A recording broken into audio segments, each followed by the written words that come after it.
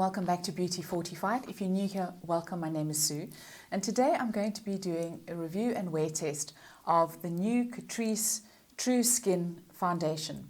Now, this foundation has been out for quite a while, and I have been looking for the right shade. Now, it's been really difficult to navigate the shades because they don't really look true to form.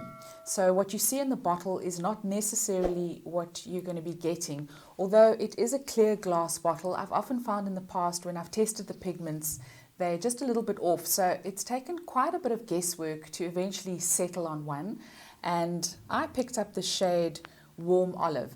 The second complication is that I could find very little information on the foundation. On the international website, there are 20 shades, but they don't have the shade Warm Olive. So that seems to be a shade that is particular to some countries and not others. So I couldn't really get a good grasp of what the exact shade looked like. Anyway, I decided to settle on Warm Olive. I haven't done any research on this foundation. I haven't watched any reviews because I wanted this to be an unbiased review and have my unbiased opinion. So I've steered clear of all reviews. I just knew that it was a new foundation. I wanted to try it out. I can tell you what they do say on the bottle. They say that it's a hydrating foundation, it's got hyaluronic acid, and it's long wear. So very excited to try this. You can see that it comes in quite a hefty glass bottle. It comes in 30 ml, and it does come with a really nice pump as well. So that's already looking quite positive. So I'm going to take a little bit of the foundation and I'm going to apply it to my face using a brush. So I'm taking about that much and I'm just going to dot it all over my face. So I don't even know what they say about application. I haven't even gone as far as to research that, but I'm going to apply it today using a brush. So already I can see the foundation is quite warm on my skin and it is looking very olive indeed. But let's just see how it does when you start blending it in. I did have a look at the shade Warm Beige and that was a little bit too light for me. So I'm not sure how this is going to dry down or blend. But just off the bat, it does seem to be going in quite nicely. I can see that it is quite a thick formula. So it's giving me a kind of medium coverage. And they say it's got hyaluronic acid, and I'm always wary of foundations that have got treatment ingredients in them. I do apply hyaluronic acid in my skincare, and it is a humectant, so it attracts moisture to the skin. And a little bit about my skin. Okay, I'm 50 years old. I've got normal combination skin. I've got fine lines, pores, and wrinkles. And I do find that my skin does get shiny after about the 3-hour mark, and that's kind of normal with most foundations. So when they're applying things, skincare ingredients like hyaluronic acid, I'm a little bit skeptical about that because it can make my skin quite a lot more shiny than it really needs to be. So taking a chance on that, but it's definitely giving me a really good medium coverage. It's blending in really nicely with the brush. I'm pretty sure you could apply this with a sponge as well. Really is giving me a very nice coverage. I must say that the shade is really not bad. This is probably the closest I would get to my skin tone. There are very limited shades available in South Africa. I saw that this is selling out really fast. I struggled to find a full range of the shades in any of the stores, so it's proving quite popular. So I am going to just apply a little bit of powder and a little bit of blush. I'm just blending my top lip. It's definitely blurring my pores, which is a great thing.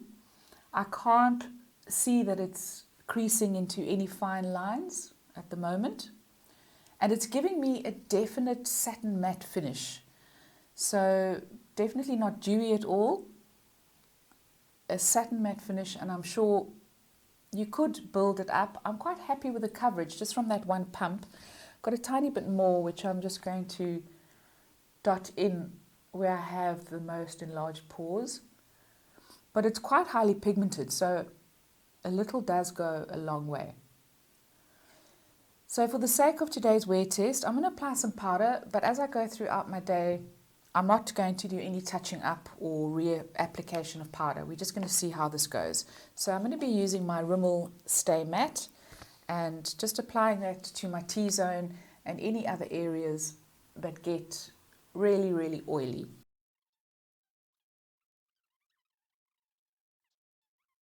So for blusher, I'm going to go in with a little bit of powder blush. I'm going in with my Clinique Pop, and I think this is in the colour Ginger. The colour has worn off. I've had this one a long time and I really love it. So I'm just going to dab a little bit of powder blush on there. See how it sits on the foundation, and it's all looking really good. Just patting it in there. And it is making my skin look quite flawless, this foundation, off the bat. It's really looking good. So we're going to see what effect the hyaluronic acid has. That's supposed to be hydrating.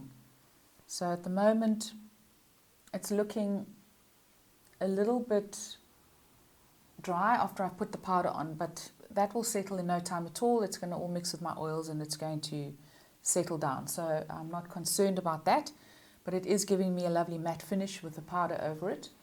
So that's the blush done. I'm pretty happy with everything. I haven't spoken at all about the foundation. When I come back, we're going to go onto the website. We're going to see what they say about the foundation. It's going to be interesting to see what they say versus what I experienced throughout the day. So we're going to go over all that when I come back. Hi guys, welcome back. I've now been wearing the foundation for 8 hours and I can say that I'm uber impressed. So just looking at my skin, I haven't blotted, I haven't powdered throughout the day. You can see that there is a little bit of shine coming through, which is quite natural for my skin. I usually get some shine around about the 3 or 4 hour mark, depending on the foundation. So that's quite normal. But I can say that the makeup still looks absolutely flawless. It really looks beautiful. It has worn off in some parts of my face, on my nose, a little bit around my chin. I have been wearing a mask and there's been a little bit of transfer onto the mask, but not a great deal. It hasn't settled into my pores. My pores are still looking quite smooth, which is really good. Little few oils peeking through on my forehead and my cheeks. I'm going to take a little bit of tissue paper and I'm just going to blot down the areas where there's a little bit of shine, and immediately that improves the shine. So I'm not going to add any powder, but it really does just improve things just by blotting a little bit. But it really is looking very good. I'm absolutely amazed. This is a drugstore foundation. It's $169. I mean, I really wasn't expecting this. Now, I'm going to see what they say on their website because, as I said to you earlier, I haven't done any research on the foundation. So it's going to be interesting to see what they say. So just referring to my notes, they say here that it's a long-wearing vegan foundation that has medium buildable coverage that gives your skin a natural, real skin finish. Well, definitely looks like real skin. You can tell that I'm wearing makeup, but it really just smooths out the skin. It evens it out, doesn't exacerbate pores, and you can't feel it on your skin. It really feels quite weightless. So I would definitely agree with that. I think it's giving me as real a finish as anything. They say it's formulated with hyaluronic acid and watermelon seed oil, which is a new ingredient that they're putting into lipsticks and a lot of cosmetics. And it gives you intense hydration. The True Skin Hydrating Foundation has an ultra lightweight texture that melts into your skin. I would definitely agree with that. It really does feel light on the skin. Just in terms of application, they say how to apply foundation using a beauty sponge or foundation brush. So there we go. I used a foundation brush. It worked absolutely perfectly. So very pleased with that. It's really, the blush has held up really well. There's been no caking, hasn't settled into my fine lines either. Now there are only 20 shades. It looks like that's a global thing, not just a South African thing. I was very lucky that I found one that has complemented my skin tone very well, and that's the warm olive. So overall, I'm really, really pleased, and this might be a new drugstore holy grail. I'm not sure. I'll have to wear it a couple more times and put it through its paces, but very, very impressed. So that is the Catrice True Skin Hydrating Foundation. So guys, let me know if you've used this and what your thoughts are. I'd love to hear from you. Please leave your comments down below. If you enjoyed this video, please give it a thumbs up. Please don't forget to subscribe, and I will see you next time. Ciao, ciao.